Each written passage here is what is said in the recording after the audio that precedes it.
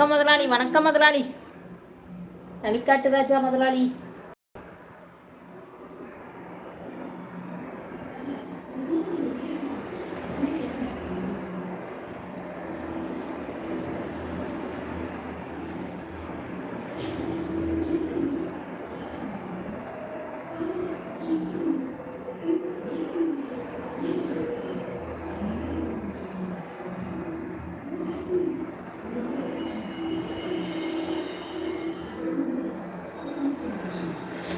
எம்மா ஒழுங்கா படிமா, என் தமிழை கொலை பண்ற.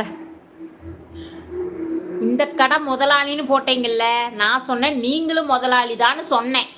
தனிக்காட்டு ராஜா, நான் கரெக்டா தானே சொன்னேன். இந்த கடைக்கு நான் முதலாளினா உங்களுக்கு நீங்க தானே முதலாளி.